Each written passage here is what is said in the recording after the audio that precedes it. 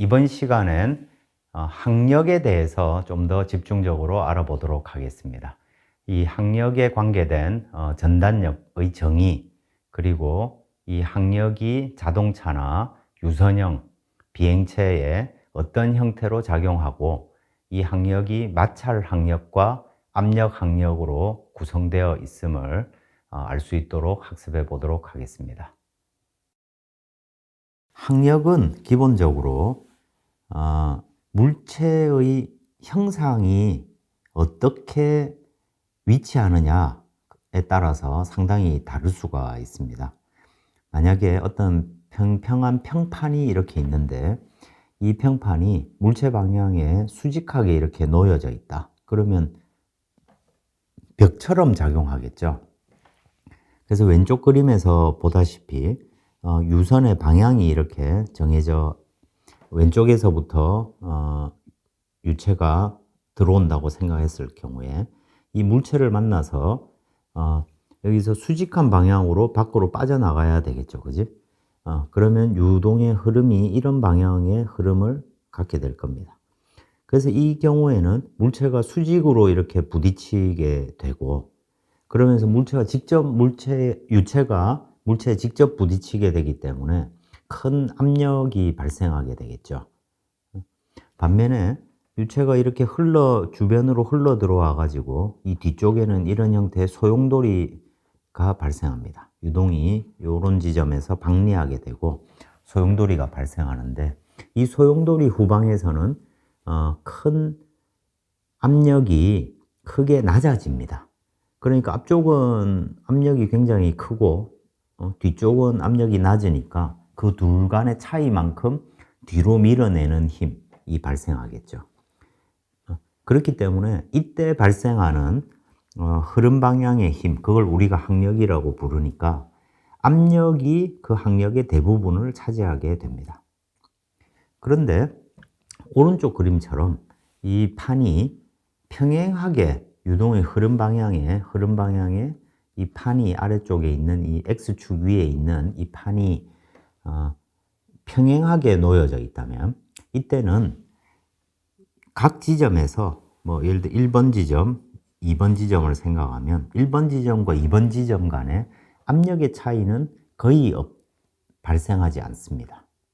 반면에 물체의 점성으로 인해서 물체 표면에서는 속도가 0의 값을 가지는데, 이렇게 경계의 영향을 받는 곳에서 속도가 쭉 바뀌다가 이 경계를 벗어나게 되면 이 위쪽 부분부터는 속도가 거의 일정한 값을 갖게 됩니다. 그런데 그렇기 때문에 이 표면에서 속도가 0이고 그 기울기가 크기 때문에 여기에서는 마찰력이 크게 발생하게 됩니다. 그래서 마찰력이 크게 발생하고 이 마찰로 인해서 물체를 뒤로 움직이게 만드는 힘이 생기기 때문에 이건 shear stress dominant라고 우리가 말을 할 수 있는 거죠. 그러니까 똑같은 평판이라 하더라도, 평평한 판이라 하더라도 얘를 수직하게 놓느냐 평행하게 놓느냐에 따라서 이 항력의 주요 원인들이 이렇게 달라짐을 알 수 있게 됩니다.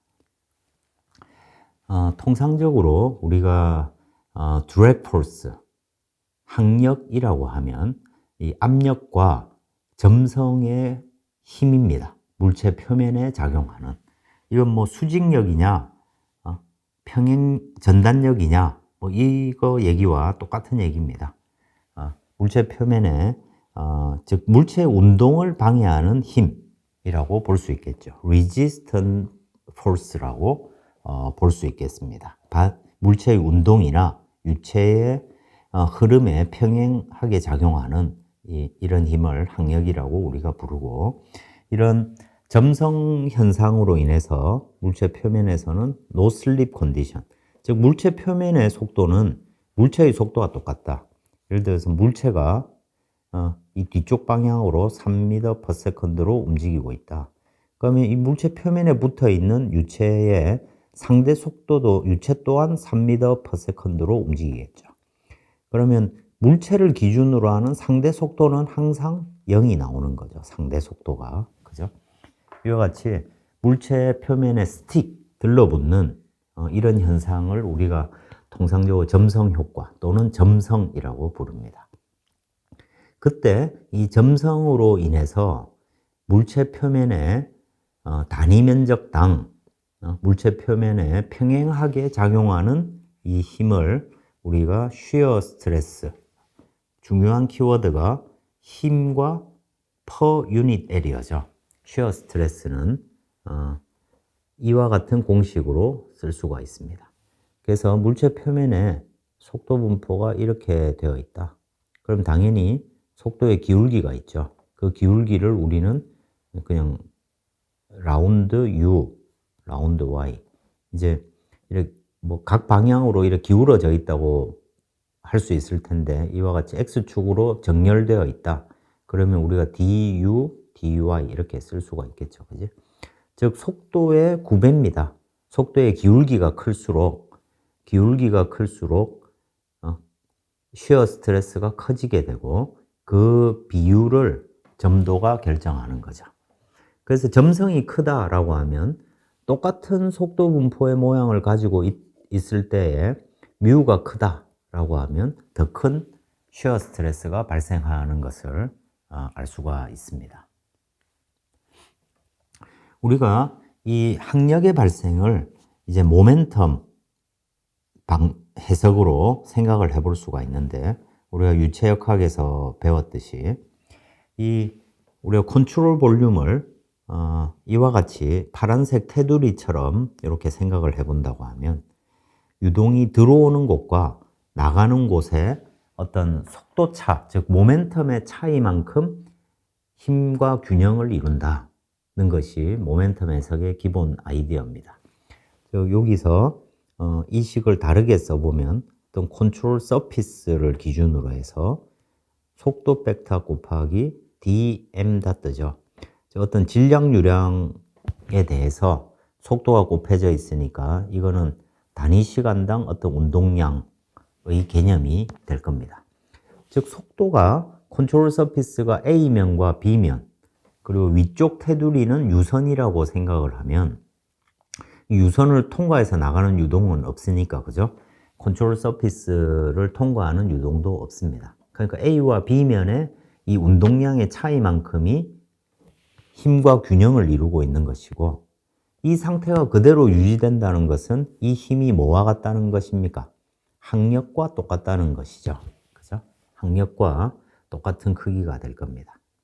그래서 이 식을 이 속도 분포 개념으로 생각하면, A면은 유동이 자유로 일정한 값에 유동이 들어오게 될 겁니다.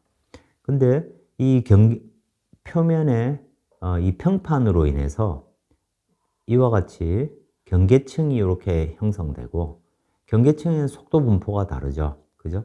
그 다른 속도 분포를 이용해서, 즉, 요 모멘텀의 차이만큼 항력과 균형을 이루고 있다는 의미가 되는 거죠. 그래서 이제 당연하게도 여기에서 전반적인 속도 분포는 낮은 속도니까 면적이 넓어져야 질량 유량 관계식을 성립하겠죠. 즉, 무슨 말이냐면 A면의 질량 유량하고 B면으로 나가는 곳의 질량 유량, 즉 단위 시간당 질량에 들어오거나 나가는 양은 똑같아야 된다는 것이죠. 그게 질량 보존의 개념이죠. 그렇기 때문에 당연히 A의 면적보다 이 B면의 면적이 더 커야 되고, 그래서 우리가 컨트롤 볼륨을 이렇게 설정할 수 있게 되는 것입니다. 자, 이런 컨트롤 볼륨에 대해서, 각 면에 대해서 운동량을 다 적분하면 이런 식으로 우리가 쓸 수가 있다는 것입니다. 그러면 쉽게 말해서 A면과 B면에서 속도 분포가 다르기 때문에 그 운동량의 차이는 0이 아니게 되겠죠. 질량 유량은 똑같지만 운동량은 다르다는 얘기입니다. 그 다른 만큼이 항력이 되는 것이죠. 그죠? 그러니까 여기에는 당연하게도 모멘텀의 변화가 생겼기 때문에 당연히 여기에는 어떤 힘이 작용해야만 된다는 것이고, 그 힘이 드래그 포스가 된다는 것입니다. 이 관계는 유체역학에서 뭐 주요하게 응용 문제로 이렇게 생각하는 개념이 되는 것이죠. 실제로 이 학력 계수의 값을 이렇게 풍동 실험에서도 우리가 이런 개념으로 이 학력을 구하기도 합니다. 예를 들어서 어떤 이렇게 날개가 이렇게 있고 풍동 장치가 이렇게 쭉 있습니다. 이 안에 있고 여기서 바람을 불고 그 다음에 뭘 하냐면 당연하게도 이 물체로 인해서 이 뒤쪽의 유동은 어떤 속도 분포의 어떤 변화가 이렇게 생길 겁니다. 속도 분포가 이렇게 변화하게 될 거라는 거죠.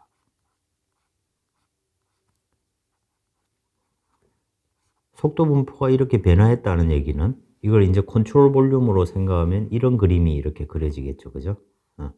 그림이 이렇게 그려질 거고 그러면 여기서 속도 분포를 가지고 운동량을 쭉 적분할 수 있겠죠. 그 적분은 예를 들어 이 지점을 1번, 이 지점을 1번, 이 위에 점을 2번이라고 하면 1번부터 2번 지점까지 속도는 당연히 y의 함수가 되겠죠. y 방향이 y의 함수고 여기서 각각 요소에서 질량 요소를 이렇게 곱하게 되면 우리가 이 식을 구할 수 있고 이 축상에서 1번 지점부터 2번 지점까지 운동량을 다 적분해 보면 이 식과 같이 표현되고 1번부터 2번 지점까지 u 곱하기 dm 다트는 rho u da로 표현될 겁니다.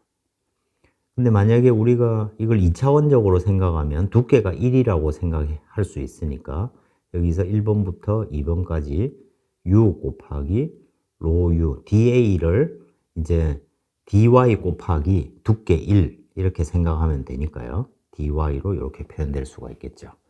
이 식을 좀 정리하면 이제 이 식이 되는 겁니다.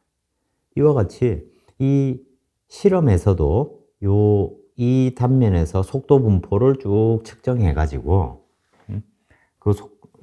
저속인 경우에는 베르누이 방정식이 성립하죠. 그래서 압력계를 이용해서 압력 더하기 2분의 1 rho u의 제곱이 어떤 상수를 이룬다. 이게 베르누이 방정식이니까 압력을 측정하면 압력의 변화량을 가지고 우리가 속도를 알 수가 있겠죠.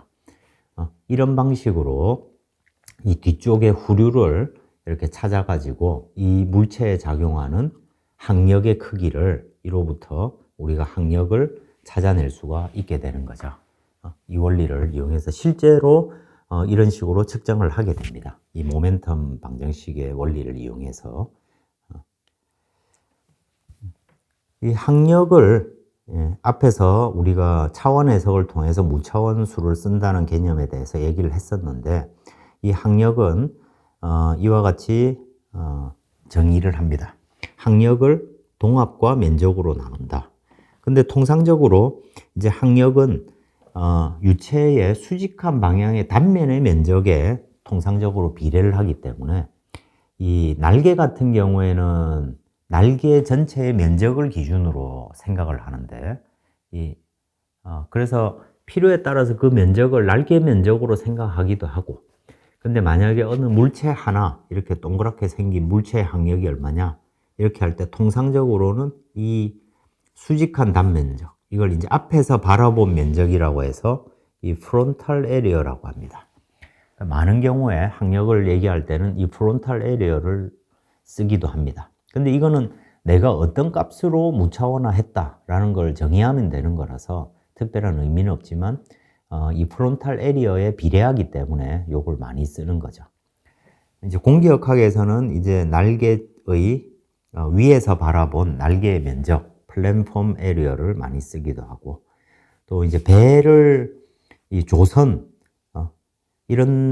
조선이나 해양공학 이런 데서는 웨티드 에리어, 쉽게 말해서 이 바닷물에 잠겨진 그 면적 이걸 기준으로 생각을 하기도 합니다. 그건 이제 필요에 따라 달라진다는 것이고요. 이 중간에 있는 그림에서 보다시피 이 X축이 레이놀즈 수입니다.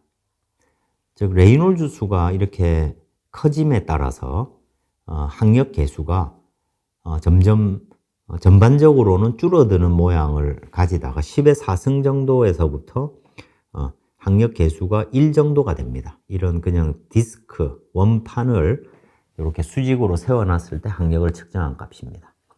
근데 속도가 빨라질수록 항력 계수가 낮아진다고 해서 항력이 줄어드는 건 아니죠. 왜냐하면 항력은 정의에 따라서 항력 계수 곱하기 동압 2분의 1 로브의 제곱 동압 곱하기 면적입니다. 면적이 일정하고 동압이 현재 이렇게 주어져 있을 때, 자, 레이놀즈 수가 커진다는 얘기는 속도가 증가한다는 거죠. 그죠? 속도가 증가한다는 거고, 그러면 2분의 1 로브의 제곱도 증가하겠죠. 그죠? 거기에다가 항력 계수를 곱한 게 항력입니다. 근데 이제 항력 계수는 지금 줄어들고 있죠. 그죠? 그래서 얘들을 다 두 개를 곱해서 이렇게 보면 전반적으로 항력은 항상 증가하게 되어 있습니다.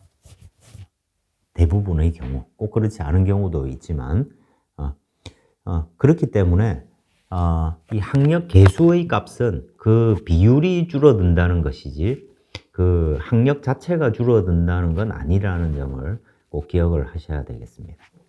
또 하나 눈에 띄는 점은 10의 4승, 레이놀즈 수가 10의 4승 이하인 경우에 항력 계수는 거의 일정한 값을 가지더라.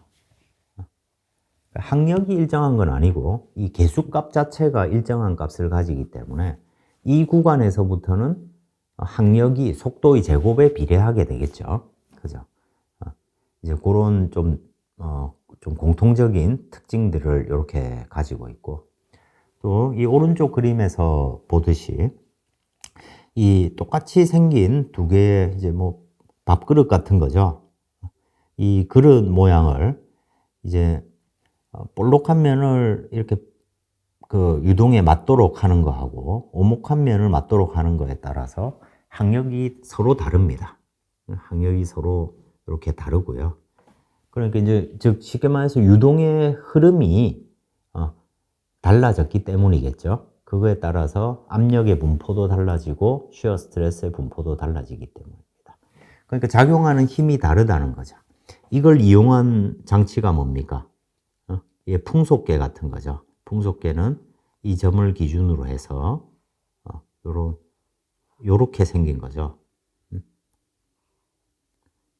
요렇게 생겼습니다. 그래서 바람이 이렇게 불어오면 어느 쪽에 항력이 더 큰가요? 여기는 CD가 0.4고 여기는 CD가 1.2니까 그죠? 항력의 크기로 보면 얘가 요 정도 항력이라면 여기에서 작용한 항력은 이 정도 항력이 됩니다.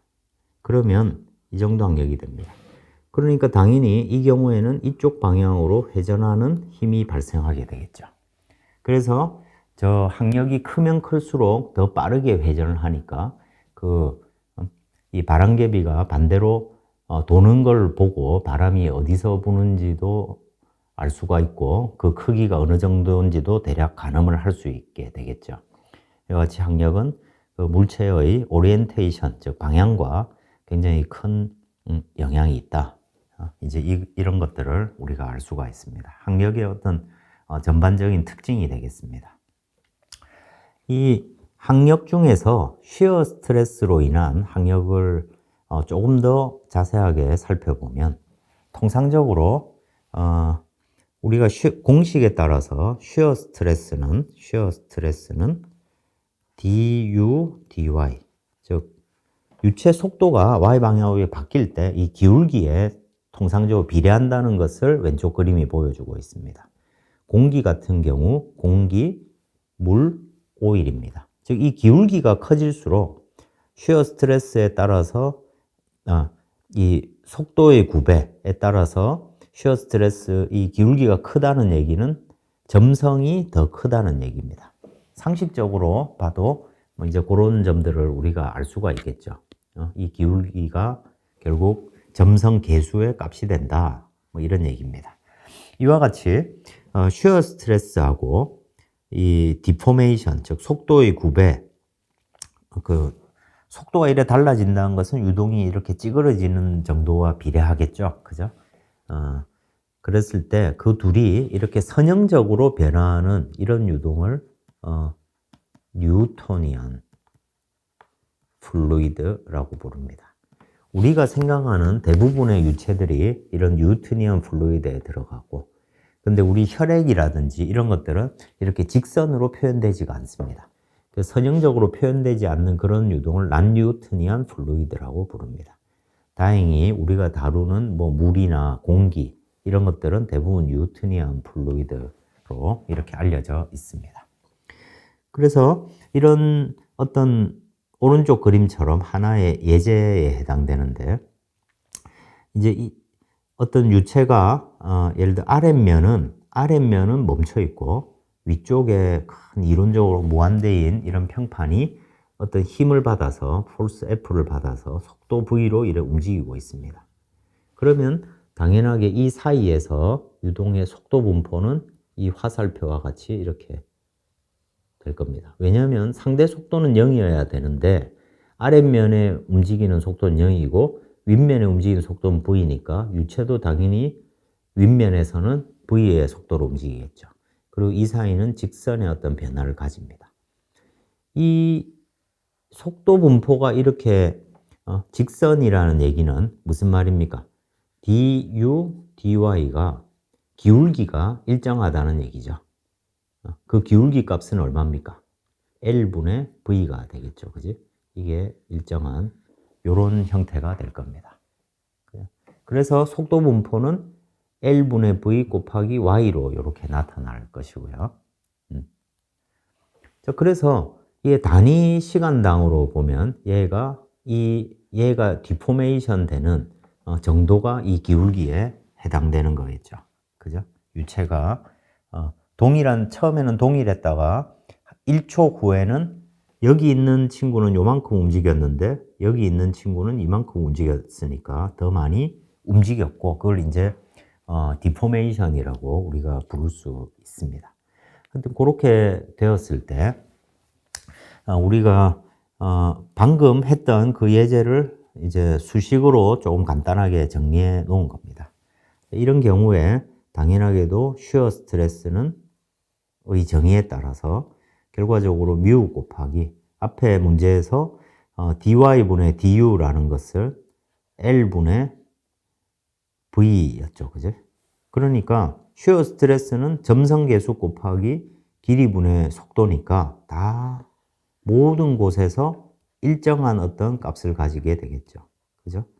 그러니까 지금 다루고 있는 이 두 평판 사이의 유동 같은 경우에 쉬어 스트레스는 모든 곳에서 같다. 이런 걸 우리가 알 수 있고, 쉬어 스트레스를 알면 항력도 계산할 수 있겠죠. 그죠? 그래서 이 점성 계수를 우리가 좀 더 엄밀하게 보면 다이나믹 비스코시티라고 부르고, 뭐 단위는 파스칼 세컨드로 표현되고, 영미 단위계에서는 포이즈라는 단어를 씁니다.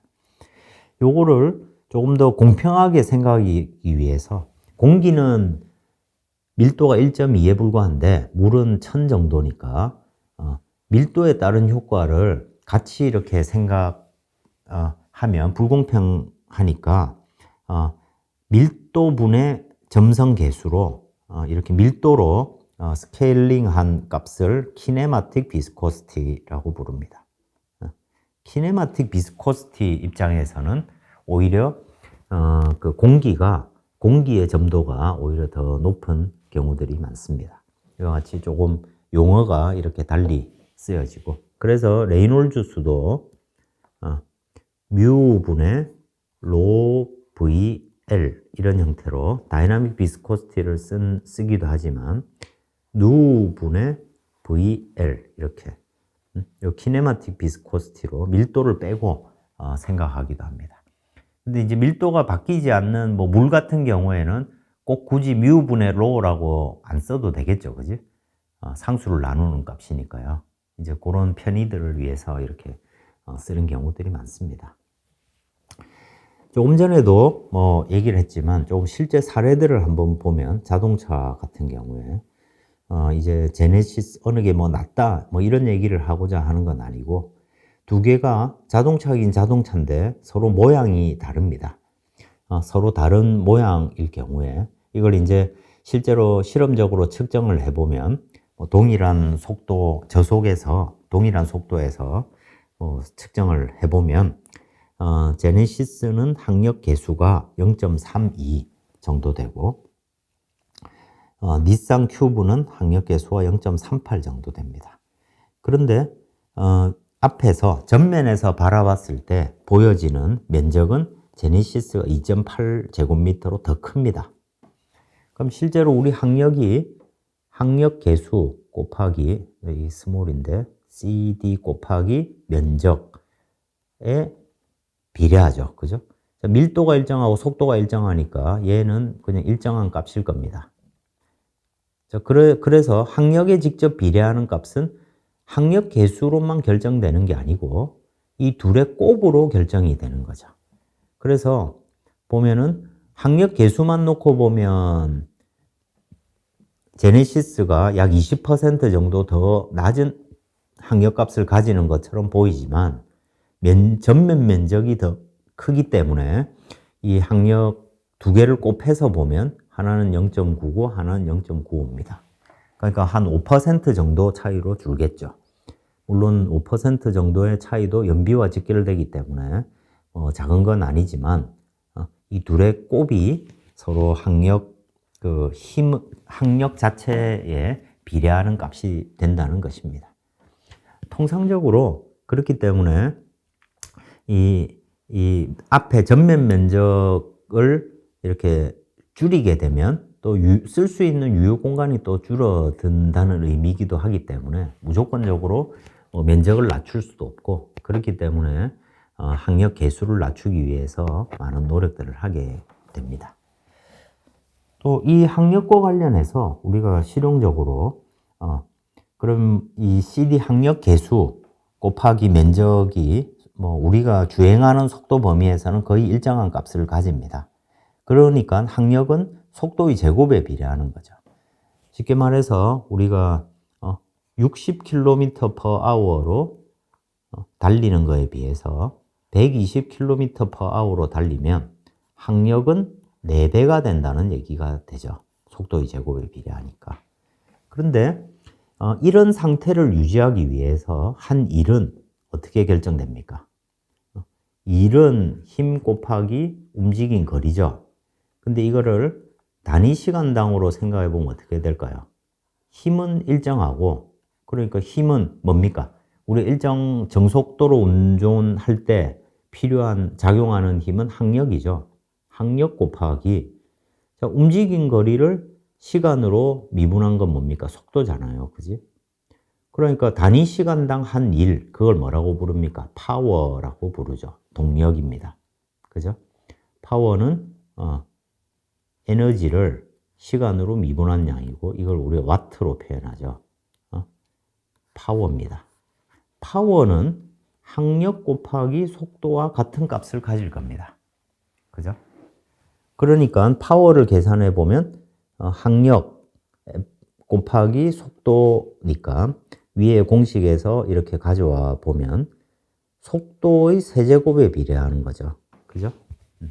자, 그러면 항력은 4배가 됐지만 60에서 120이 되면 필요한 동력은 뭡니까? 즉 단위 시간당 쓰고 있는 에너지는 몇 배가 됐다는 얘기입니까? 8배가 되는 거죠. 그죠? 그게 무슨 말입니까? 속도를 2배 올리기 위해서 나는 에너지를 8배 더 쓰고 있다. 쉽게 말해서 에너지가 어디서 나옵니까? 우리 연료에서 나오죠. 그죠? 즉 연료 8배를 써서 속도 2배를 얻는 것과 같은 상황이 되는 거죠.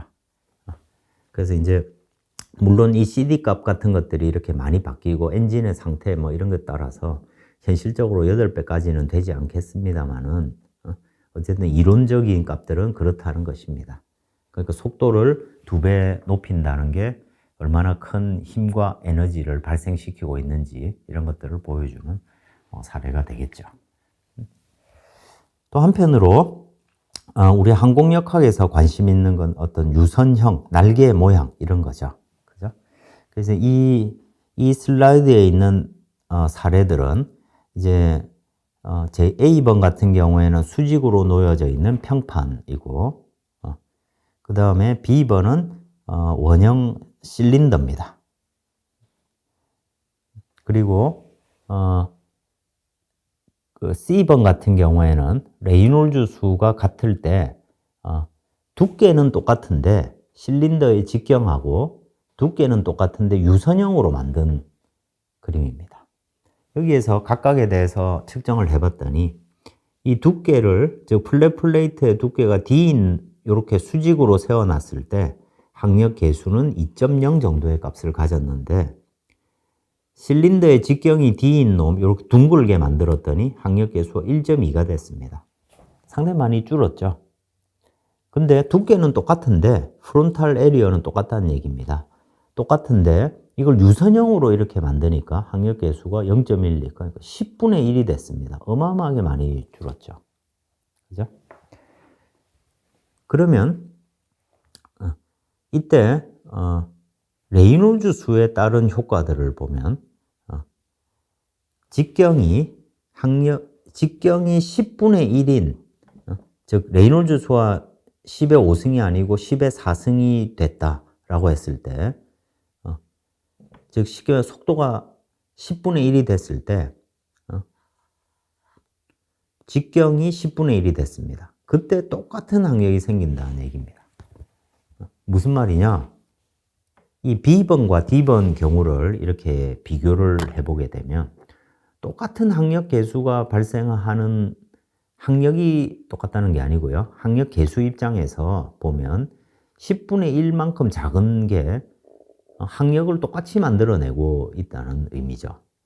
왜냐? 두 개는 상황은 똑같습니다. 레이놀즈 10의 5승에서 10의 4승이 됐습니다.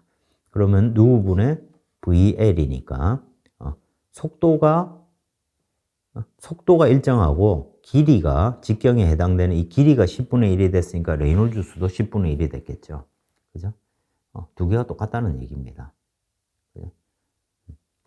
한편 레이놀즈 수가 직경이 일정한데 속도가 10의 7승이 됐습니다. 이 얘기는 속도가 100배 됐다는 얘기죠.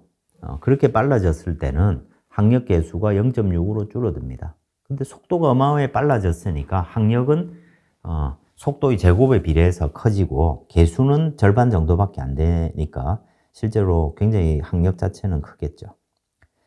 근데 여기서 우리가 바라봐야 되는 것은 이 실린더보다는 이 유선형으로 만들었을 때 이 항력 계수가 왜 이렇게 크게 줄어드는지 이것이 우리의 관심사입니다.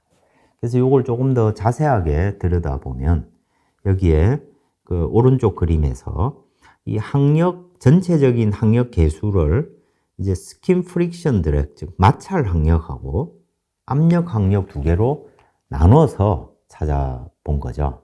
그래서 이 보라색이 마찰 항력이고 노란색으로 표현된 게 압력 항력입니다.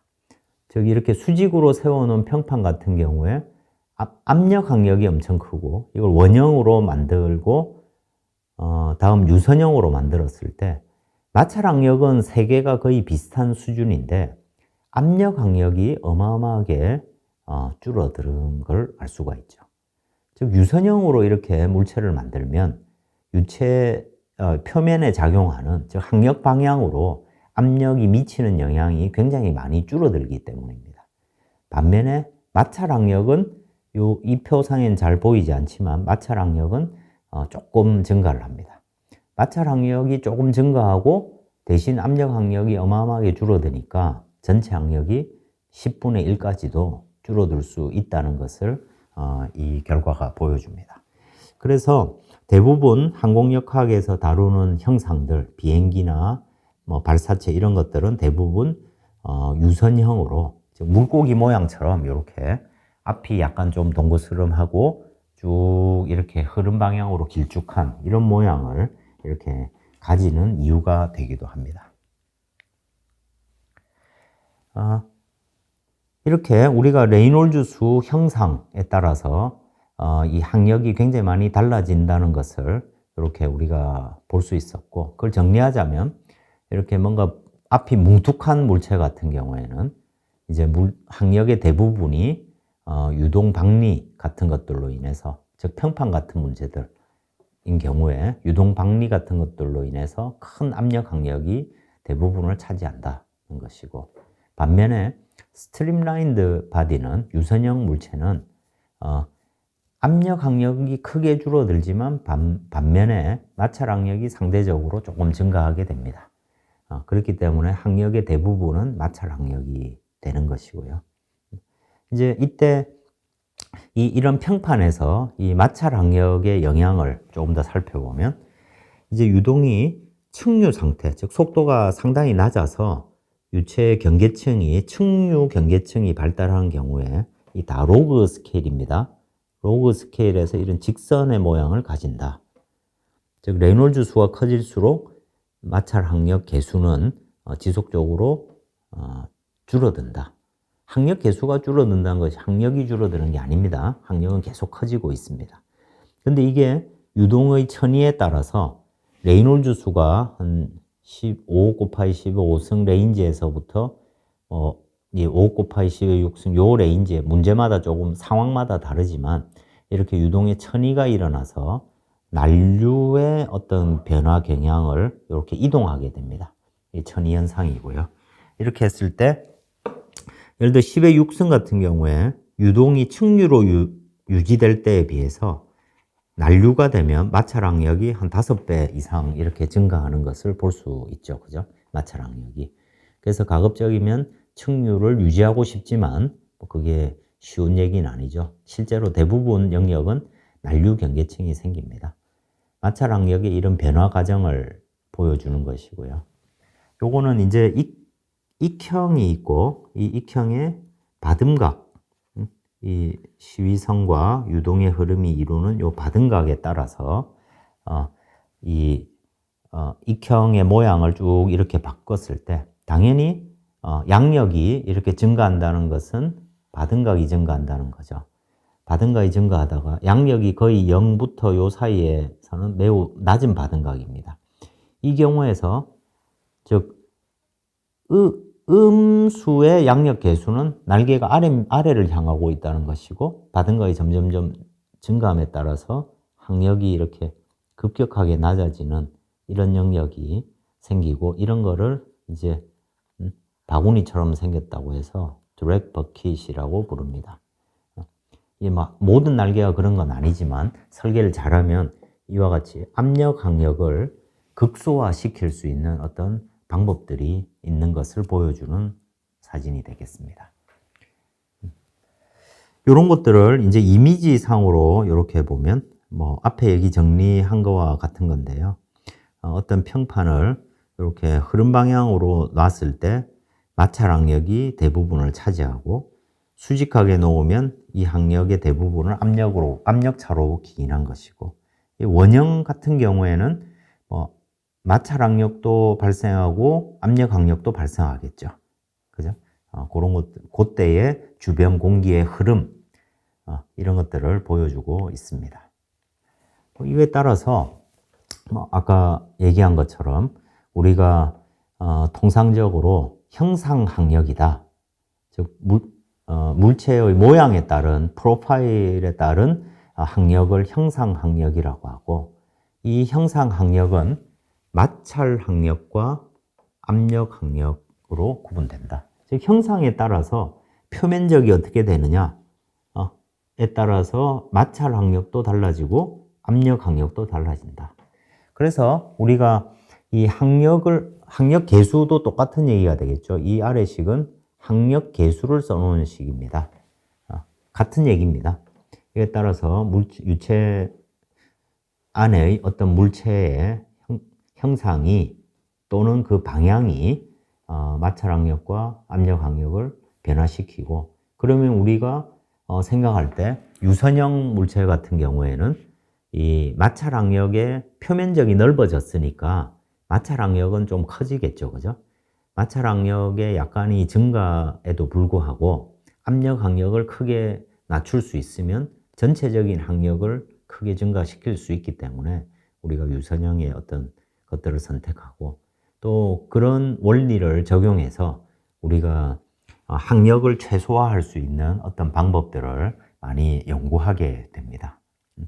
이와 같이 항력의 구성 요소를 잘 살펴보는 것이 실제 항공기 설계에서는 매우 중요하고, 특히 이게 연료 소모량이라든지 또는 비행 거리와 직접적으로 연관되어 있기 때문에 항력을 극소화하는 것, 이것은 이제 이 항공역학의 가장 중요한 숙제 중에 하나가 되어 있습니다. 네, 이번 시간은 여기까지 학습하도록 하겠습니다. 수고하셨습니다.